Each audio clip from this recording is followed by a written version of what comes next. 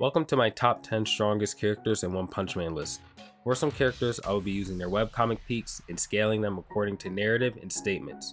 Due to the story having a ranking and class system in similar timelines, this makes it very easy to scale the webcomic to the manga.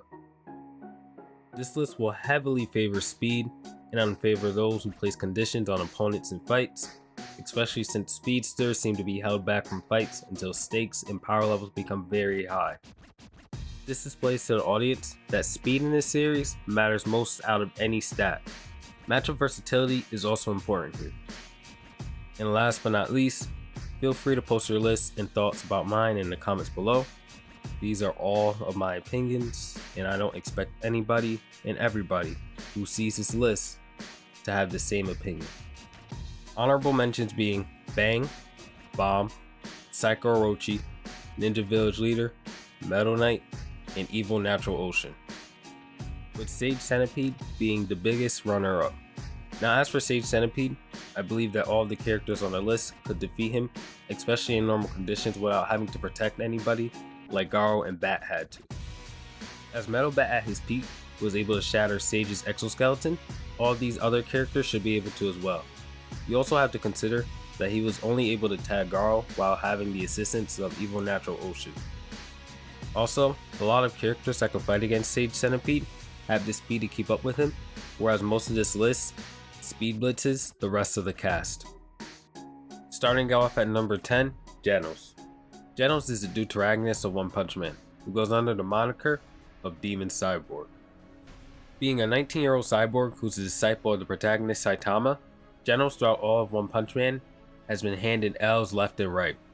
But recently in the webcomic, his final upgrade from Dr. Kuseno has put the fraud allegations absolutely to rest.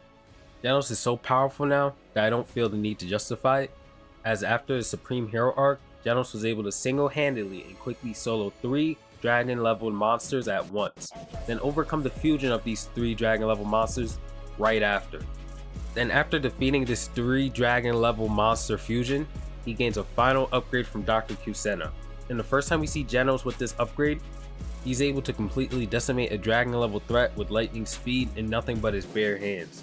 At this point of the story, Genos is certainly approaching above dragon level, as dragon level monsters seem to be nothing but play for him, and he certainly has the speed to keep up with the top tiers as well. The reason why I have Genos at 10 instead of Sage Centipede is because I believe that his firepower and speed would overcome the Sage Centipede, although with high difficulty. But it's also because of the narrative implications that comes with the person who's next and how they're always relative or equal for the most part. And this next character has received the most amount of buffs in the shortest span of time in this series. This character being Speed of Sonic Sound. Sonic is Saitama's other disciple, although he'd never admit it. Being a ninja from the class of the end, his goal is to eventually become as powerful as Saitama and defeat him. As impressive as Genos recently has been, I'd have to give the edge to Sonic for now. Due to his endless obsession with Saitama, his body has been trained to another level without him even realizing it, being able to go blow for blow with a post-Monster Association Flashy Flash while holding back. This same Flashy Flash, who is easily one of the most powerful characters in the series, who is trading blows with an awakened Garou at massively faster than light speeds. After Sonic fights Flashy Flash, he goes on to decimate the Heavenly Ninja Party and further increases his power by gaining the legendary Demon Sword, and then goes even further beyond after reading the scroll of the Ninja Village Leader, with one making sure to let the reader know that Sonic's scroll provides more of a buff than the scroll that Flashy Flash has received. Sonic also obliterates an entire squadron of enhanced Neo Heroes, perception blitzing them before they can even realize they've been tapped on their foreheads. Sonic again is just on another level. He's only placed at 9 because we need more feats for him against top tiers, but a case can be made for him being higher since Post-Monster Association Flashy Flash is a monster himself. All in all, both Sonic and Genos have come extremely far from where they started, and it seems as if we'll know how they compare to top tier heroes very soon. As Genos is headed to fight Metal Knight, and Sonic's character is heading toward a direction where he'll end up wanting to eradicate the Hero Society. At number 8, we have Flashy Flash. It may be an unpopular opinion, but I still have Flashy Flash over the Disciple duo. Flashy Flash in the Monster Association arc was able to one-shot 2 dragon level monsters at the same time in the manga. stating that these two monsters would go on to decimate every single hero due to their immense speed had he not dealt with them there. And judging from later events, this is a consistent and reliable statement. Flashy Flash was reserved until the very end to fight against Garou and face defeat by him in both continuities while being nerfed, which is essentially communicating to the audience that if Flashy Flash had been on the battlefield to fight against the Monster Association, there likely wouldn't have been any trouble up until Garou arrived. He goes on to train after the Monster Association arc until he has to fight Sonic in the next arc, seeming to have an edge, but Sonic tends to hold back, although I'd still have my money on Flash if they were to fight all out. After this arc, Flashy Flash receives the same exact power-ups as Sonic, which is having possession of one of the Ninja Village leader's blades and his scrolls. Although the scroll that Flashy Flash receives is said to be inferior to Sonic's by Sonic himself. At this point of the series, there's a case for Flashy Flash being above Dragon, depending on what you consider to be the baseline for that level. At number 7, we have Platinum S. Black S being a complete menace to destroy, being able to hold on multiple high tier S-class heroes at once, eventually evolves into Golden S. And this same Golden S wiping the floor with both Darkshine and Fear Vomit Ugly with relative ease. Then once facing King and being irritated with King looking down on him, he pushes himself and fuses 54 trillion cells into his final and penultimate form, Platinum S. In this state, he takes on both the partially monsterized Garou and Flashy Flash. The same Garou being the Garou who has previously defeated Bang and Bomb while unconscious, and the same Flashy Flash who simultaneously one-shotted 2 dragon level threats at the same time. When Platinum S fights both Flash and Garou, he's able to keep up fairly easily without even trying. Once Flash is defeated by him and Garou, it's shown that Garou and Platinum S weren't even trying and both decide to ramp up their speed, exchanging numerous blows within 1.3 milliseconds while mid-air. Platinum S may have gone out early with his one and only fight, but he was still an immense threat, as his weaker and previous forms were easily able to damage the likes of Darkshine, and he can exchange blows with a completely focused monsterized Garou in a one-on-one.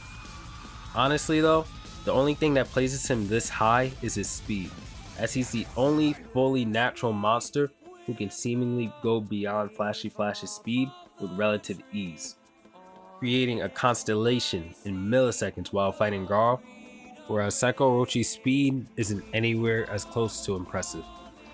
At number 6, we have Tatsumaki. Tatsumaki being the rank 2 S-class hero and the older sister of Fubuki. In terms of Espers, Tatsumaki seems to be far away the best, being able to casually destroy most dragon level threats with relative ease, and even being able to overwhelm Psycho Orochi without even using her full power. With Psycho Orochi being an above dragon level threat who was cutting off pieces of the planet with ease. Not many can really hurt Tatsumaki, let alone touch her, as her Esper abilities are just simply too powerful. Her and Flashy Flash seem to be removed from the story to currently allow the webcomic to have some stakes, and it's very easy to see why. At number 5, we have Boros, the dominator of the universe and the staple brand of the above dragon. Boros is the leader of the Dark Matter Thieves and is, like his title says, the dominator of the universe, as he has conquered most of it. As Boros has been unparalleled throughout all of his travels, he has begun to seek out an opponent that could rival his power throughout the entire multiverse, which eventually led him to a prophet that stated that this opponent would reside on Earth. This is how Boros met Saitama and eventually sealed his fate, being remarked as strong by Saitama, ragdolling him, and even taking attacks from him.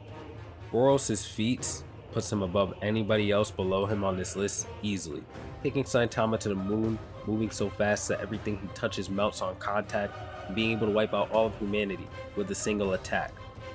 Boros also boasts extremely potent and overpowered regeneration, which allowed him to tank a direct consecutive normal punch from Saitama and instantly regenerate from it. Although this exhausted him, it's still impressive nonetheless, as it's an attack from Saitama. The dominator of the universe does not bear this title just for show. Had Saitama not been there, a certain someone may have had to make his first appearance in a long time, this someone being Blast. Blast is the rank 1 S-class hero, and from what we've seen of Blast, there should be a whole nother ranking just for him and him alone. Blast is a complete anomaly of a character, as he's stated to only appear when god-level threats are present, and his intergalactic comrades, being surprised that anybody besides him can even stand up to a cosmic being such as Garou, when speaking about Saitama, of course.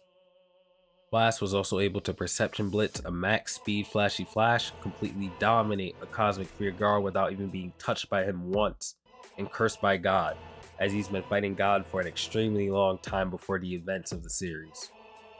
Blast was able to contend with a Garou who had his powers and Saitama's. Mind you, Blast wasn't really focused on Garou, as he was more worried about protecting the Earth and all who reside on it, finding a way to remove Garou from the Earth rather than actually defeating him, as Blast never mentions beating Garou outright to be a priority, rather saving everybody else was in the planet. Although Blast would have defeated Cosmic Fear Garou on Earth in my opinion, Jupiter Garou is a completely different story, and this is why Blast is at number 4. At number 3 we have Jupiter Garou. Do I really need to say much here? This is where the list starts to wrap up fast, as these last 3 do not need much elaboration. Garou grew immensely from his fight against Saitama on Jupiter, copying all of his techniques and his strength. He simply became too powerful for anybody else but Saitama to handle. He was even able to genuinely hurt Saitama, albeit a little it seems. It's still more impressive than every other feat prior combined. Jupiter Garou was simply on another level, and the one and only true disaster level god. At number 2 we have the being that was able to bestow the cosmic fear state onto Garou and take it away, killing Garou at his own whim.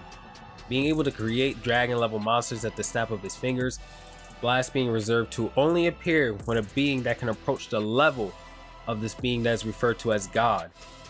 God is an overwhelming threat and presence that happens to loom over the entire narrative of this story and seems to control most events that take place. God seems to be the final villain of this story and may even be much stronger than Saitama, but we've yet to see it. However, judging from Cosmic Fear Garou, it's very likely. Last but certainly not least, at number 1 we have Saitama, being able to tank most of Boro's attacks with no damage, ignore everything Orochi threw at him and proceed to one-shot him, and lastly go blow for blow with Cosmic Fear Garou on Jupiter, overwhelming and surpassing him to a point where his sneezes were causing more damage to Jupiter than Garou's nuclear all-out punches. Saitama is number 1, and that's fairly obvious. He may not be the rank 1 hero, but after 10 years of this story going, he's still, and far away, the strongest.